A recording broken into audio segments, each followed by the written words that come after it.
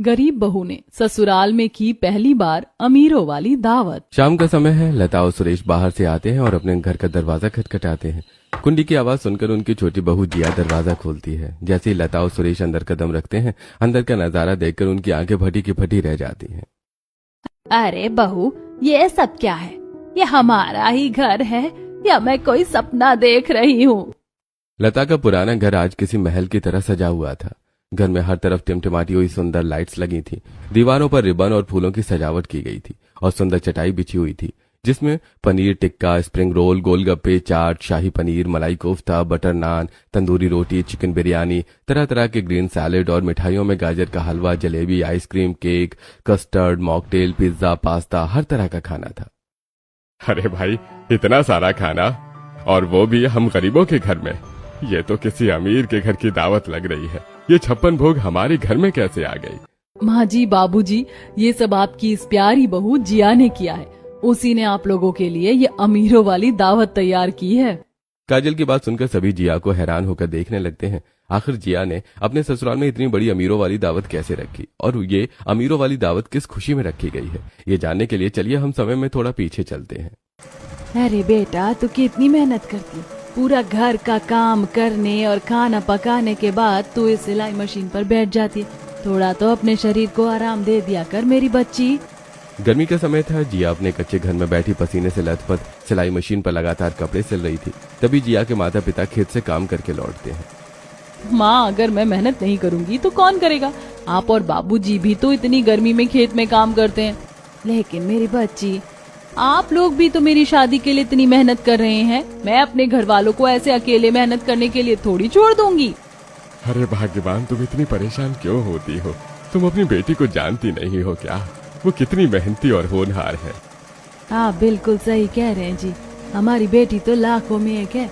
इतनी संस्कारी और परिवार को साथ लेकर चलने वाली लड़की जिस घर में जाएगी, वो घर तो सच में स्वर्ग बन जाएगा। इस तरह जिया के मम्मी पापा उसे थोड़ी बातचीत करते हैं और कुछ समय बाद जिया की शादी हर्ष से हो जाती है और वो अपने ससुराल आ जाती है।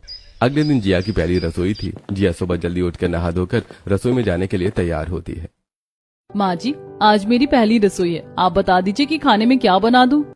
बहू, तुम तो देख ही रही हो कि हमारी आर्थिक स्थिति कुछ खास अच्छी नहीं है। रसोई में थोड़ी सी सूजी रखी है, तुम उसी से सबके लिए हलवा और पूरी सब्जी बना देना। हमारे घर के लिए वही बहुत है। जी ठीक है माँ जी। जिया रसोई में जाती है। वो खाना बनाने जाती है कि तभी उसकी नजर एक प्लास्टिक में बचे हुए थोड़े से चावलों और बर्तन में रखे थोड़े से दूध पर पड़ती है। क्यों ना मैं इन बचे हुए चावलों और दूध का इस्तेमाल करके सबके लिए खीर बना दूं? ये सबको बहुत पसंद आएगा। जिया बहुत ही मन से खीर, पूरी और थोड़ी सी आलू की सब्जी बनाती है। जब सब लोग खाने के लिए बैठते हैं तो जिया सबको खाना परोसती है। खीर का पहला चम्मच खाते ही रितु खुश हो जाती है। वाह भाभी, आपके हाथों में तो जादू है। मैंने अपनी जिंदगी में इतनी स्वादिष्ट खीर कभी नहीं खाई। ये तो बहुत ही टेस्टी है। अरे बहू, मैंने तो तुझे हलवा बनाने को कहा था। तूने ये इतनी स्वादिष्ट खीर कैसे बना दी? हमारे घर में तो दूध भी बहुत कम था। माँ जी, वो प्लास्टिक में चावल बचे थे और थोड़ा सा दूध था। मैंने सोचा कि कुछ मीठा और अच्छा बना दूं ताकि आप सबको पसंद आए। सच में हमारी बहू तो बिल्कुल अन्नपूर्णा का रूप है। घर में कुछ ना होने के बाद भी तूने अपनी पहली रसोई में हमें इतना अच्छा खाना खिलाया है। तेरे हाथों में सच में हुनर है। लता जिया की तारीफ कर ही रही थी कि तभी सुरेश अपनी जेब से कुछ पैसे निकालते हैं। ये ले, तेरी नेक। घर के सभी लोग जिया को थोड़ा थोड़ा नेक देते हैं। जिया नेक लेकर बहुत खुश हो जाती है और घर के कामकाज में लग जाती है। ऐसे ही दिन गुजरते हैं। अब धीरे धीरे जिया अपने ससुराल में ढलने लगी थी। वो अपनी जेठानी काजल के साथ मिलकर घर का काम करती और सब्जी लाने भी जाती थी। एक दिन जब दोनों सब्जी लेकर लौट रही थी तब देख रही हो जिया, ये कितना बड़ा बैंक्वेट है। शायद किसी ने यहाँ बड़ी दावत रखी है। हाँ दीदी, ये किसी अमीर आदमी की ही दावत लग रही है। जिया, सच कहूँ तो मेरा तो बड़ा मन करता है ऐसी किसी अमीरों वाली दावत में जाने का। काश कोई हमें भी अमीरों वाली दावत देता। ना तो कोई हमें दावत देते हैं और ना हमारे पास इतने पैसे हैं कि हम दूसरों को दावत दे सकें। काजल जिया की बात मान लेती और फिर दोनों घर आ जाती हैं। रात में दोनों देवरानी जेठानी मिलकर आलू की सब्जी और रोटी बनाती हैं, जिसे देखकर हर्ष मुंह बना लेता है। क्या आप लोग भी रोज रोज वही सब्जी बनाती रहती हैं? कभी कुछ और नहीं बना सकती हैं क्या? बेटा, तुम तो जानते हो कि तुम्हारे भैया की ज्यादातर सैलरी तो चिंटू की पढ़ाई में खर्च हो जाती है और बाकी पैसों से घर चलाना बहुत मुश्किल होता है। हाँ माँ, मैं जानता हूँ, लेकिन क्या करूँ, कभी कभी कुछ अच्छा खाने का मन कर जाता है। हर्ष उदास होकर खाना खाता है और फिर सभी सो जाते हैं। एक दिन दोपहर के समय रितु रो रही थी। जिया उसे रोता हुआ देखती है। क्या हुआ रितु, तुम रो क्यों रही हो? देखिए ना भाभी, मेरा ये सूट साइड से फट गया है।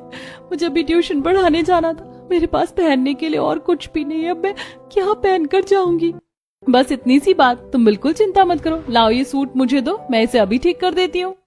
जिया मायके से अपनी सिलाई मशीन लेकर आई थी। वो तुरंत मशीन पर बैठती है और बहुत ही सफाई से फटी हुई जगह पर एक सुंदर सी लेस लगा देती है और सूट के डिजाइन को ही बदल देती है। देखते ही देखते वो फटा हुआ सिंपल सा सूट एक डिजाइनर सूट जैसा लगने लगता है। वाह भाभी, आपके हाथों में तो जादू है। आपने खाना बनाने के अलावा कपड़े सिलने में भी महारत हासिल कर रखी है। ये तो पहले से भी ज्यादा सुंदर लग रहा है। रितु खुशी खुशी वो सूट पहनकर ट्यूशन पढ़ाने चली जाती है। जिया वापस अपनी मशीन पर बैठकर घर के दूसरे कपड़े ठीक करने लगती है। जिया कपड़े सिल रही थी कि तभी दरवाजे पर हर्ष के बुआ जी आती हैं। बुआ जी बहुत ही अमीर थी और उन्हें अपने पैसों का बहुत घमंड था। अरे बुआ जी, आप इतने दिनों बाद आई हैं, अंदर आइए ना, दरवाजे पर क्यों खड़ी हैं? नहीं नहीं लता, मुझे अंदर नहीं आना। तुम्हारे सीलन भरे घर में मेरा दम घुटता है। बुआ जी, आप इतनी दूर से आई हैं, 2 मिनट बैठिए, मैं आपके लिए चाय और नाश्ता लेकर आती हूँ। चाय और नाश्ता रहने दे बहू, मुझे पता है तेरे इन गरीब सास ससुर की हैसियत चाय के साथ देने के लिए इनके पास 2 रुपए वाले बिस्किट के पैकेट के पैसे भी नहीं होंगे। मैं तो यहाँ बस ये बताने आई थी कि मेरे बेटे का प्रमोशन हुआ है, तो हमने एक बहुत बड़ी पार्टी रखी है, तुम सब भी आ जाना। लेकिन दीदी जी, आना जरूर, मैंने बहुत बड़ी अमीरों वाली दावत रखी है। तुम लोगों ने तो कभी सपने में भी इतने पकवान नहीं देखे होंगे। चलो मैं चलती हूँ, मुझे और भी रिश्तेदारों के यहाँ जाना है। कामिनी बिना अंदर आई ही दरवाजे से चली जाती है। पीछे खड़े हर्ष ने यह सब सुन लिया था और वो बहुत गुस्से में आ जाता है। माँ, आपको क्या जरूरत थी उन्हें अंदर बुलाने की? हाँ, क्या आप नहीं जानती कि वो हमेशा हमारा अपमान करने का ही मौका ढूंढती हैं? शांत हो जा बेटा, तू तो जानता है कि तेरी बुआ कैसी है। उनकी बातों पर इतना ध्यान मत दे। अरे छोड़ो इन सब बातों को, तुम लोग ये सोचो कि किसी बहाने हमें अमीरों वाली दावत खाने को तो मिलेगी। हाँ जी, आप बिल्कुल सही कह रहे हैं। ऐसी अमीरों वाली दावत खाने का तो हमें भी बड़ा मन करता है। हम लोग तो पहले कभी ऐसी दावत में गए भी नहीं। सही कहा बाबूजी, मैंने सुना है ऐसी दावतों में पनीर टिक्का और शाही पनीर होता है। सालों हो गए पनीर खाए हुए। और मिठाइयाँ भी तो कितनी तरह की होती हैं। मैं तो चाट और गोलगप्पे खाऊंगी। अरे मैं तो वहां जाकर कम से कम 2 प्लेट भरकर चिकन बिरयानी अकेले ही खा जाऊंगा। ये सब बुआ जी की बातों का अपमान भूलकर सिर्फ उस शानदार खाने के सपने देखने लगते हैं जो उन्हें वहां मिलने वाला था। जिया ये सब चुपचाप खड़ी देख रही होती है। उसे अपने परिवार की इस मजबूरी और खाने के प्रति इस तरह को देखकर बहुत दुख होता है। मेरे ससुराल वाले अमीरों वाली दावत खाने के लिए कितना तरस रहे हैं। बस बुआ जी की पार्टी अच्छी रहे। अगले दिन पूरा परिवार अपने सबसे अच्छे कपड़े पहनकर बुआ जी की पार्टी में जाते हैं। पार्टी एक बहुत बड़े और आलीशान बैंक्वेट हॉल में थी। बाप रे, इतनी बड़ी दावत में जाने का मेरा तो बड़ा मन करता था। आज तक मैं कभी ऐसी जगह नहीं गई। हाँ, मैं भी आज पहली बार आया हूँ। चलो आज जमकर खाएंगे। वो लोग अंदर जाते हैं। वहाँ सच में बहुत शानदार बुफे लगा हुआ था। मुझे तो पहले ही लग रहा था कि हमें यहाँ नहीं आना चाहिए था। यहाँ देखो कितने हाई फाई लोग आए हैं। सबने कितने महंगे और चमकते हुए कपड़े पहने हैं और एक हम हैं जो। पार्टी में हर तरफ महंगे कपड़े पहने हीरे जवाहरात से लदे हाई प्रोफाइल मेहमान नजर आ रहे थे। वेटर महंगी महंगी डिशेज सर्व कर रहे थे। इन सब के बीच में लता और उसके परिवार वालों ने बहुत ही साधारण और पुराने कपड़े पहने थे। सही कह रही है माँ जी आप, सब लोग हमें ही घूर रहे हैं। अरे चुप करो ना सब, वो लोग पैसे वाले हैं तो उनके कपड़े तो अच्छे होंगे ही। अब हमारे पास इतने पैसे नहीं है तो हमारे पास जो है हम वही पहनेंगे ना। सुरेश की बात सुनकर जिया अपनी जेठानी काजल का हाथ पकड़कर उसे सांत्वना देने लगती है। भाभी आप परेशान मत होइए, कपड़ों से कुछ नहीं होता है। हम यहाँ बुआ जी की खुशी में शामिल होने आए हैं। दावत का आनंद लेंगे और चुपचाप चले जाएंगे। बहुत सही कह रही है। जिंदगी भर हमने गरीबी और संघर्ष ही देखा है। रूखी सूखी खाकर दिन काटे हैं। आज कामिनी ने बुलाया है तो चलो आज हम भी अमीरों वाली दावत का स्वाद चख ही लेते हैं। हाँ दादाजी, मैंने तो बाहर पोस्टर में देखा, अंदर बहुत बड़ा केक और बहुत सारी मिठाइयाँ हैं। मुझे तो बहुत तेज भूख लगी है। हाँ मेरे शेर, आज तो खूब पेट भर के खाना। पूरा परिवार धीरे धीरे बैंक्वेट के अंदर आते हैं। हर्ष के हाथ में एक छोटा सा गिफ्ट बॉक्स था। वो अपने गिफ्ट बॉक्स को देखकर परेशान होते हुए कहता है, बस मुझे इस बात की चिंता है कि हमारा ये छोटा सा गिफ्ट बुआ जी को कैसा लगेगा। हमने थोड़े थोड़े पैसे जोड़ कर ये लिया है और यहाँ के हिसाब से ये बहुत मामूली है। भैया, गिफ्ट की कीमत नहीं, देने वाले का प्यार देखा जाता है। आप परेशान मत होइए। ऋतु और हर्ष बातें कर रहे थे।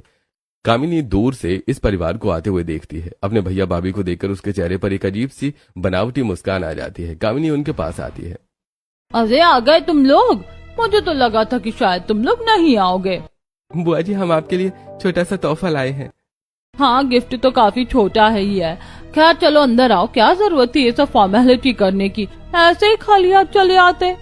दीदी, बेटे के प्रमोशन की बहुत बहुत बधाई। ये हमारी तरफ से एक छोटा सा तोहफा है। हमारी हैसियत के हिसाब से जो बन पड़ा हम ले आए। कामिनी उस गिफ्ट को बहुत ही अजीब नजरों से देखती है। वो गिफ्ट को अपने हाथ में लेती है और बिना उसे खोले उसे सेकंड बड़ी बेरुखी से अपने पास खड़े एक नौकर की तरफ बढ़ा देती है। ए रामू, इसे ले जा और सारे गिफ्ट्स के साथ रख दे। पता नहीं अंदर क्या भर के लाए होंगे। कामिनी की हरकत देखकर सुरेश और उसके पूरे परिवार का चेहरा उतर जाता है। काजल गुस्से से मुट्ठी भींच लेती है। वो गुस्से में समीर के कान में फुसफुसाते हुए कहती है, बुआ जी को देखिए, हमने पेट काट कर इतने प्यार से उनके लिए एक गिफ्ट खरीदा था, देखने तक की जहमत नहीं उठाई और सीधे नौकर को दे दिया। कैसे अपमान कर रही है हमारा। अरे चुप रहे, इतनी भीड़ है, कोई सुन लेगा तो हमारा तमाशा बन जाएगा। बाद में देख लेंगे, क्या बात है। पार्टी चल रही थी। परिवार के सभी लोग एक कोने में खड़े थे और अमीरों वाली दावत खाने का बेसब्री से इंतजार कर रहे थे। तभी कामिनी वहां आती है और लता के पास खड़ी हो जाती है। वो परेशान होने का नाटक करते हुए कहती है, अरे लता, आज तो बहुत बड़ी परेशानी हो गई है। क्या हुआ दीदी, सब ठीक तो है ना? क्या बताऊं, बावर्ची को असिस्ट करने वाले 2 लोगों की अचानक तबीयत खराब हो गई। अब वो बेचारा अकेला अंदर सब कैसे संभालेगा? बाहर मेहमानों को पानी और स्टार्टर कौन देगा? लता, तू एक काम करना, अपनी इन दोनों बहुओं के साथ जरा अंदर जाकर बावर्ची की मदद कर दे और बाहर पानी वानी का इंतजाम देख ले। दीदी, ये आप क्या कह रही हैं? हमारी बहुएं तो यहाँ मेहमान बनकर आई हैं। अरे तो क्या हो गया, अपने ही घर की बात है। अब क्या मैं इन अमीर और वीआईपी मेहमानों से काम करवाऊंगी? तुम लोग तो अपने हो, मदद कर दोगे तो क्या घिस जाओगे? छोड़िए ना जी, देखिए ना आपकी बहन कितनी परेशान है, हम उनकी मदद कर देंगे तो क्या हो जाएगा। लता की बात सुनकर कामिनी वहां से चली जाती है। ये क्या बदतमीजी है, हम यहाँ दावत खाने आए हैं या मजदूरी करने? जिया हर्ष का हाथ पकड़कर उसे शांत करने की कोशिश करती है।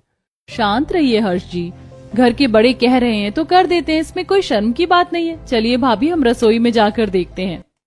काजल और जिया बेमन से रसोई की तरफ चली जाती हैं और वहां जाकर प्लेट्स लगाने और पानी सर्व करने का काम करने लगती हैं। काफी देर काम करने के बाद जिया कोल्ड ड्रिंक की ट्रे लेने के लिए हॉल के पीछे वाले रास्ते से जाती है। तभी उसे कामिनी की आवाज सुनाई देती है। वो एक दरवाजे के पीछे छुप जाती है। बुआ जी अपनी एक अमीर किटी पार्टी वाली सहेली से बात कर रही थी। अरे बहन, तूने अपने इन गरीब रिश्तेदारों को इतनी बड़ी पार्टी में क्यों बुला लिया? इनके कपड़े देख, बिल्कुल हमारे स्टैंडर्ड से मैच नहीं करते। अजय बेवकूफ, तू क्या समझती मैंने इन्हें दावत खाने के लिए बुलाया है? इन भिखारियों की इतनी औकात कहाँ कि मेरी अमीरों वाली दावत खाए। मैंने तो इन्हें इसलिए बुलाया था ताकि मुफ्त में काम करने वाले नौकर मिल जाए। देखा नहीं कैसे मेरी भाभी और उनकी दोनों बहुएं अंदर बावर्ची के साथ खट रही हैं। पैसे भी बच गए और काम भी हो गया। लास्ट में ये लोग बचा खुचा खा लेंगे। कामिनी की ये बात सुनकर जिया के पैरों तले जमीन खिसक जाती है। उसकी आंखों में आंसू आ जाते हैं और चेहरे पर गुस्सा साफ दिखाई देता है। वो ट्रे वहीं छोड़कर तुरंत अपने परिवार के पास जाती है। माँ जी, बाबूजी, हमें अभी इसी वक्त यहाँ से चलना चाहिए। क्या हुआ बहू, तू इतनी परेशान क्यों है? माँ जी, बुआ जी ने हमें यहाँ कोई दावत खिलाने नहीं बुलाया। उन्होंने हमें सिर्फ मुफ्त का नौकर समझकर बुलाया है ताकि हम उनके मेहमानों की झूठी प्लेटें उठा सके। मैंने खुद उन्हें अपनी सहेली से ये कहते हुए सुना है कि हमारी औकात नहीं है उनकी दावत खाने की। ये सुनते ही पूरे परिवार में सन्नाटा छा जाता है। सुरेश का चेहरा गुस्से से लाल हो जाता है। मैंने तो पहले ही कहा था कि ये औरत हमें सिर्फ जलील करना चाहती है। चलिए यहाँ से। काजल और उसके परिवार वाले पार्टी से जा ही रहे थे कि तभी कामिनी वहां आ जाती है। क्या हुआ, तुम लोग यहाँ झुंड बनाकर क्यों खड़े हो? काम कौन करेगा? बस दीदी, बहुत हो गया। हमने आपकी गरीबी में भी इज्जत की, लेकिन आपने हमारी गरीबी का मजाक उड़ाया। अगर आपको नौकर ही चाहिए थे तो पैसे देकर बुला लेती। रिश्तेदारों को नौकरों की तरह इस्तेमाल करना, छी दीदी छी। हाँ, बढ़िया इज्जत वाली। तुम्हारी औकात ही क्या है मेरी पार्टी में आने की? जाना है तो जाओ, वैसे भी तुम लोगों के रहने से मेरी पार्टी का लुक ही खराब हो रहा था। हाँ, हम लोग जा रहे हैं। हम गरीब जरूर हैं, लेकिन हमारी अपनी एक खुददारी है। चलो बच्चों, यहाँ हमें एक पल भी नहीं रुकना। पूरा परिवार बिना खाना खाए अपमान का घूंट पीकर वहां से निकल जाता है। पूरा परिवार उदास और थका हुआ घर लौटता है। घर में अंधेरा था। समीर लाइट जलाता है। सब चटाई और कुर्सियों पर धम से बैठ जाते हैं। किसी के चेहरे पर कोई भाव नहीं, सिर्फ उदासी थी। माँ, मुझे बहुत तेज भूख लगी है। वहाँ पर तो कितनी अच्छी अच्छी चीजें थी, रसमलाई थी, पनीर था। हम क्यों आ गए बिना खाए? मुझे तो दावत खानी थी। चिंटू की बात सुनकर सुरेश की आंखों से आंसू छलक पड़ते हैं। मुझे माफ कर दो बेटा, मैं अपने पोते को एक अच्छी दावत भी नहीं खिला सका। जिंदगी भर इस गरीबी से लड़ा। सोचा था आज अमीरों वाली दावत खाएंगे, लेकिन वहाँ भी हमें सिर्फ धक्के और गालियां मिली। हमारे नसीब में ही नहीं है अमीरों वाली दावत खाना। सुरेश की आंखों में आंसू देखकर हर्ष से रहा नहीं जाता है। वो अपने पिता के आंसू पोंछते हुए उन्हें समझाता है। बाबूजी, आप क्यों रो रहे हैं? इसमें आपकी कोई गलती नहीं है। गलती उन लोगों की है जिनकी सोच घटिया है, जो हमारे साथ गलत कर रहे हैं। चिंटू ही नहीं, भूख तो मुझे भी लगी है। शाम से हमने कुछ खाया भी नहीं है। लग रहा है आज हमें भूखा ही सोना पड़ेगा। दावत में जाकर भी हम लोग खाना खा नहीं पाए। पूरा माहौल मायूसी में डूबा था। तभी जिया खड़ी होती है। उसकी आंखों में एक चमक और चेहरे पर दृढ़ निश्चय है। कोई भूखा नहीं सोएगा। मैं अभी जाकर हम सबके लिए खाने को कुछ बनाती हूँ। जिया चल, मैं भी तेरी मदद करती हूँ। जिया और काजल दोनों रसोई में खाना बना रही थी। तब जिया मन ही मन में सोचती है, अब बस बहुत हो गया। जिसे देखो हमारी गरीबी का मजाक उड़ाता है। मेरे ससुराल वाले अमीरों वाला दावत खाना चाहते हैं ना, मैं उन्हें अमीरों वाली दावत खिलाऊंगी। मुझे अब कुछ ना कुछ तो करना ही पड़ेगा जिससे 2 पैसे आए। चाहे मुझे जितनी भी मेहनत करनी पड़े, मैं हार नहीं मानूंगी। ये सब सोचते हुए जिया खाना पकाती है। सभी लोग अमीरों वाली दावत की जगह वही रोज की रोटी सब्जी बेमन से खाते हैं और सो जाते हैं। अगले दिन रितु जब ट्यूशन पढ़ाने के लिए तैयार होती है तो वो जिया से कहती है, भाभी आपको पता है, उस दिन जिस बच्ची के घर में मैं ट्यूशन पढ़ाने गई थी, उसकी माँ को आपकी डिजाइन की हुई वो पुरानी सूट बहुत अच्छी लगी। वो बहुत तारीफ कर रही थी। वो पूछ रही थी कि आप उनके लिए भी कोई सूट सिल देंगी? हाँ, क्यों नहीं, तुम उनसे बात करो ना। रितु बबली नाम की बच्ची को पढ़ाने के लिए उसके घर जाती है। रितु बबली को पढ़ा रही थी कि तभी बबली की मम्मी मेनका रितु के पास रखी कुर्सी पर आकर बैठती है। आंटी, उस दिन आप बोल रही थी ना सूट सिलने के लिए, मेरी भाभी ने कहा है कि वो आपका सूट सिल देंगी। यह तो बहुत अच्छी बात है। ये लो 500 रुपए और अपनी भाभी से कहना मेरे लिए सुंदर सी सूट सिल दे। रितु मेनका से पैसे लेकर शाम को जब वो घर वापस आती है तो वो बहुत एक्साइटेड होती है। जिया भाभी, जिया भाभी। क्या हुआ रितु, इतनी खुश क्यों है? भाभी आपको पता है, बबली की मम्मी ने आपको सूट सिलने के लिए 500 रुपए दिए हैं। सच? 500 रुपए? हाँ भाभी, सच में उन्होंने 500 रुपए दिए। मुझे तो लगता है आपको सिलाई का काम शुरू कर देना चाहिए। सिलाई करके आपकी खूब कमाई होगी। रितु बिल्कुल सही कह रही है। अब मैं सिलाई ही करूंगी और सिलाई करके पैसे जोड़ूंगी और अपने घर वालों को अमीरों वाली दावत दूंगी। जिया का सिलाई का काम धीरे धीरे चल रहा था। ऐसे ही एक दिन जिया के पड़ोस में एक अमीर औरत सुशीला के घर पर अन्नप्राशन का कार्यक्रम होता है। जिया और काजल चूड़ी खरीदने के लिए मेकअप की दुकान पर खड़ी थी। तभी उनकी दूसरी पड़ोसन भी उसी मेकअप की दुकान पर आती है। अरे जिया, तुम दोनों यहाँ? क्या तुम लोग भी सुशीला जी के बच्चे के अन्नप्राशन में जाने के लिए सारी चीजें खरीद रहे हो? और क्या तुम लोगों ने दावत में जाने के लिए गिफ्ट खरीद लिया? नहीं तो हम तो यहाँ बस चूड़ी खरीदने के लिए आए थे और हमें तो कोई दावत का न्योता नहीं मिला। ओ, पर मुझे लगा सुशीला जी ने तुम्हें इनवाइट किया है, क्योंकि उनके बच्चे के अन्नप्राशन में तो हमारे पड़ोस के सभी लोगों को ही न्योता मिला है। खैर छोड़ो, कोई बात नहीं।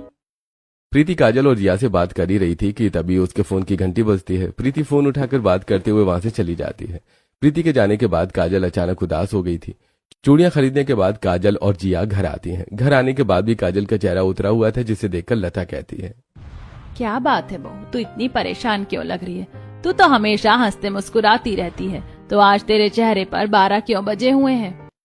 माँ जी, वो सुशीला है ना, उसने अपने बच्चे के अन्नप्राशन की दावत में हमारे आसपास के सभी लोगों को न्योता दिया है, लेकिन उसने मुझे न्योता नहीं दिया, जबकि मेरी तो उससे कितनी अच्छी दोस्ती है। बाजार में तो वो मुझसे कितनी बातें करती है।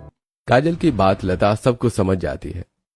अरे काजल, तू तो जानती है कि हम लोग गरीब लोग हैं, हमें कोई अपने बराबर का नहीं समझता है। हमें कोई अमीरों वाली दावत में क्यों बुलाएगा? माँ जी, आप सही कह रही हैं, अमीरों वाली दावत खाना तो हमारे नसीब में ही नहीं है। जिया रसोई में काम करते हुए अपनी सास और जेठानी की बातें सुन रही थी।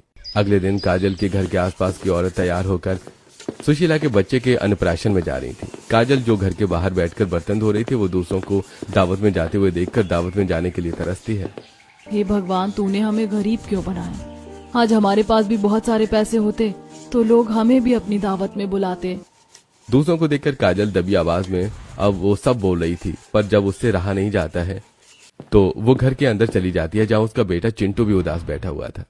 क्या हुआ बेटा, आज तुम इतने उदास क्यों हो? मम्मी मम्मी आपको पता है मेरे स्कूल में वो पिंकी है ना, कल उसकी बर्थडे पार्टी थी। उसके बर्थडे पर उसने पूरे स्कूल के बच्चों को अपने घर पर दावत दी थी, लेकिन मैं गरीब हूँ ना, इसीलिए उसने मुझे नहीं बुलाया था।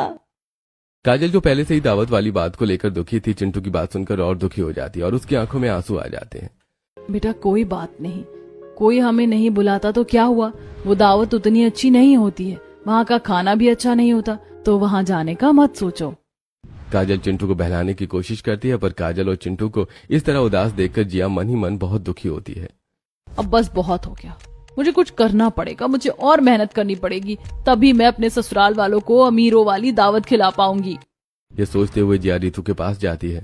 रितु, मुझे लगता है कि हमें घर घर जाकर औरतों को बताना होगा कि मैं सिलाई करती हूँ, तभी मुझे ज्यादा काम मिलेगा। हाँ भाभी, आप बिल्कुल सही कह रही है, मुझे भी लगता है कि आपका ये आइडिया काम करेगा। हम लोग शाम को घर घर जाकर तभी औरतों को बता देंगे कि आप सिलाई करती हैं। शाम के वक्त जिया और रितु दोनों घर घर जाकर जिया के सिलाई करने के बारे में सभी औरतों को बताते हैं। धीरे धीरे जिया को ज्यादा काम मिलने लगता है और वो दिन रात कपड़े सिलने लगती है। जिया को इतनी मेहनत करते देखकर रितु एक रात उसके पास आती है। इस वक्त भी जिया सिलाई कर रही थी।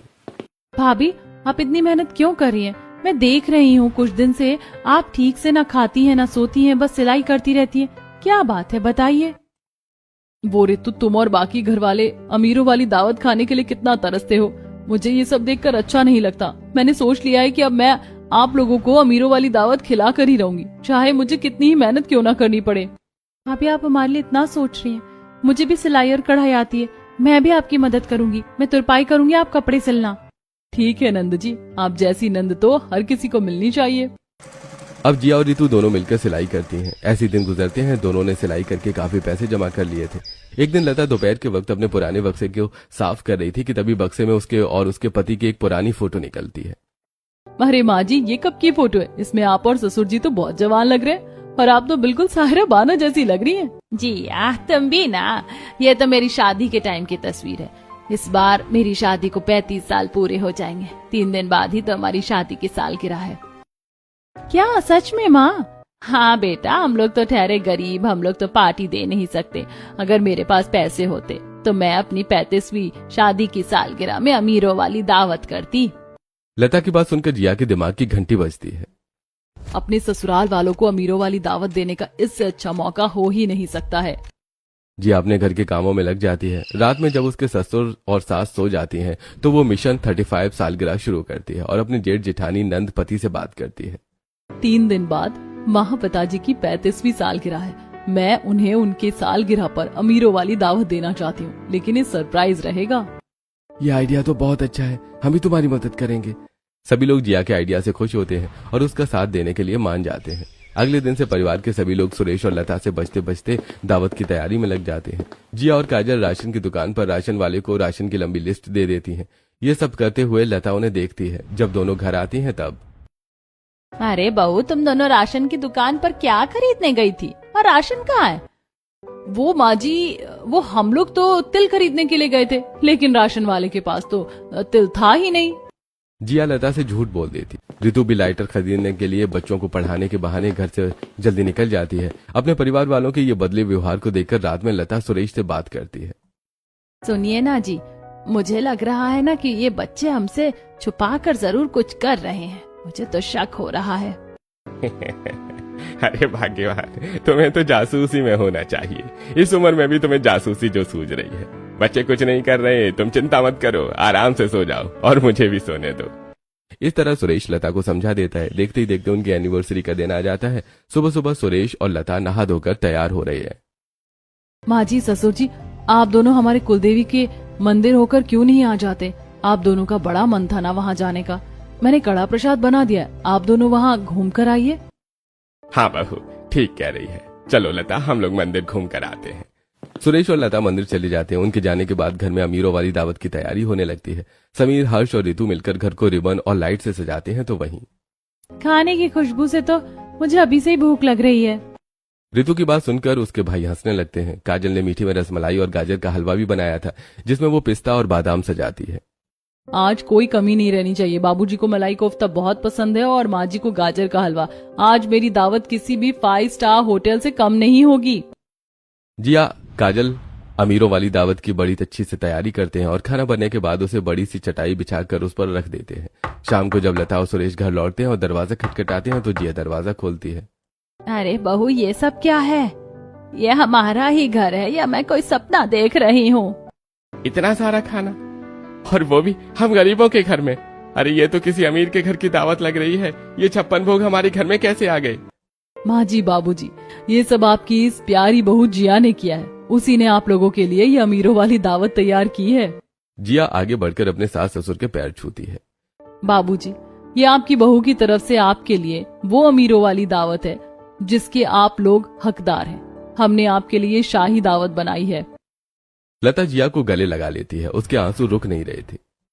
मेरी बच्ची, तूने तो हमारा सिर गर्व से ऊंचा कर दिया।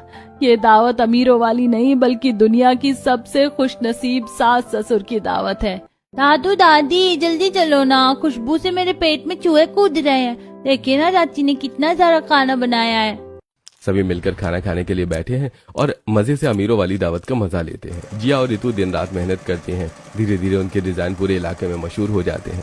काम इतना बढ़ जाता है कि उन्हें 4 नई मशीनें और कुछ लड़कियां काम पर रखनी पड़ती हैं। जिया अपना बुटीक खोलती है। कुछ ही सालों में उनकी गरीबी दूर हो जाती है। वो खूब पैसे कमा लेती हैं और अपना घर लेती हैं। नए घर की गृह प्रवेश पूजा में सभी को न्योता जाता है। सारे काम अच्छे से होने चाहिए, किसी भी तरह की कोई कमी नहीं रहनी चाहिए। जिया के नए घर में दावत की तैयारी हो गई थी। पूरा घर फूलों और लाइटों से सजा था। मेन गेट से बुआ जी अंदर आती हैं।